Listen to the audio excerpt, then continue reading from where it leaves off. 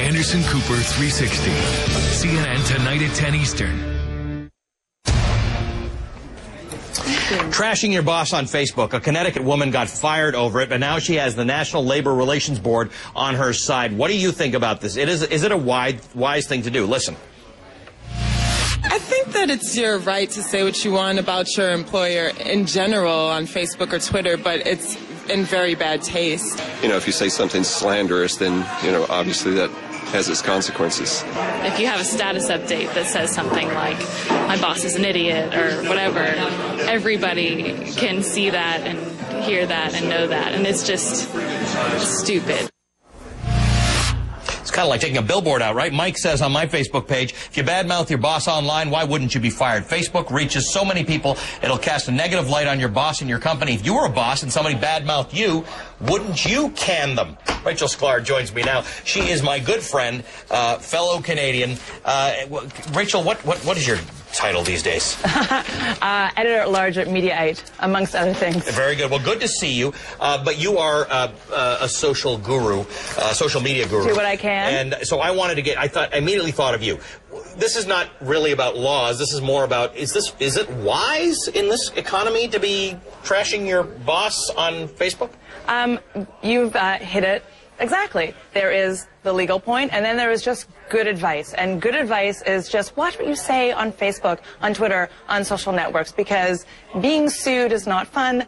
Filing a lawsuit is not fun, and being fired and having to do all of those things is not fun. So just avoid it. Now, from your perspective as a media observer and a media critic, there is something about this whole thing, is that somebody gets fired and then they challenge it, and we want to see how far we can push that envelope. Where do you stand on that side of things? Should this person have had the right to criticize her boss on social media? Well, clearly, yes, right? She won the case. And I think that it's an important ruling, because what it says is that is public conversation, but it's in the private realm. It's like water cooler conversation, and just like water cooler conversation in an office could be overheard, or But calling it private is a very strange distinction, right? Right? That's my phraseology. You're right. But just in general, in terms of like interpersonal. Yeah. But I think in this specific situation, it was the result of a company policy. It was on a Facebook wall where other employees jumped in, so it was deemed to be sort of protected workplace conversation. Right. That doesn't mean that you're free to say, my boss is an idiot, my boss is ugly, my boss is stupid, my boss has bad hair. Like, those are things that. Right. You push the envelope a little bit. You want to, at the very least, if you must criticize on Facebook, and there's by no means any reason to believe that non-unionized employees are protected, you might want to make sure you keep it to specific policy considerations. Let's see what Facebook had to say to us. We've got a statement from Facebook that I want to read to you. I'll read it off the screen if we've got that, Michael. Maybe we have it. Maybe we don't have it. There we go. Okay. Just as in your offline life, there are some people who want to be more open with, there are people you want to be more open with than others, which is why Facebook gives you complete control over how you share information. People who use Facebook should ensure that sharing settings are consistent with the way they conduct themselves in the real world. That's an interesting point.